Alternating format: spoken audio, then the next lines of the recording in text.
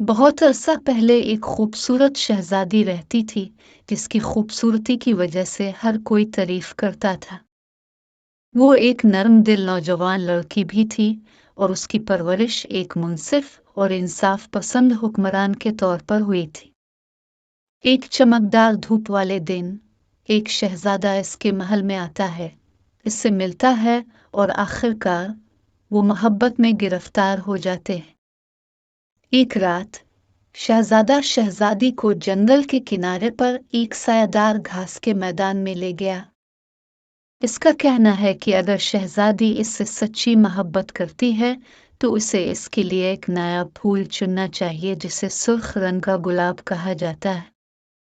वो फूल को ढूंढने की सख्त कोशिश करती है क्योंकि वो शहजादे से अपनी मोहब्बत साबित करना चाहती है। आखिरकार इसे सुर्ख रंग का गुलाब मिल गया, लेकिन जैसे ही शहजादी फूल को छूती है वो सो जाती है। चालाक शहजादा शहजादी के तमाम जेवरात और दौलत चुरा लेता है और इसे गहरे जंगल में अकेला छोड़ देता है। बादशाह अपनी बेटी के बारे में फिक्रमंद हो जाता है और शहजादी को ढूंढने के लिए अपनी फौज भेजता है। सिपाही मायूस लूटते हैं। कई महीनों बाद शहजादी गहरी घास का मैदान में बेहोश पड़ी पाई जाती है। उसे महल में वापस ले जाया जाता है। मुशीरों ने दरियाफ्त किया कि शहजादी ने सुर्ख रंग के गुलाब को छुआ और इसे जगाया नहीं जा सकता। लिहाजा वो बादशाह को मशवरा देते हैं कि जहर को अपना रास्ता चलाने दे।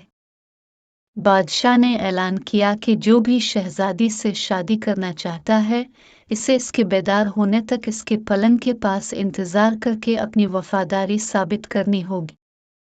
खूबसूरत शहजादी के बेदार होने पर इससे शादी करने की उम्मीद में बहुत से दावेदार आते हैं, लेकिन वक्त गुजरता जाता है और थके हुए आदमी एक के बाद एक छोड़ जाते हैं।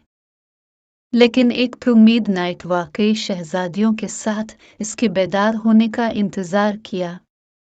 एक दिन शहजादी बेदार हुई और नाइट को घुटने टेकते हुए पाया।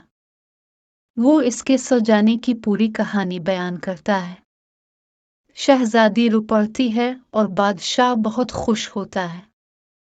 बादशाह ने शहजादी की शादी का फैसला इस नाइट से कर दिया और ऐलान किया और बादशाही में एक शानदार जश्न मनाया गया।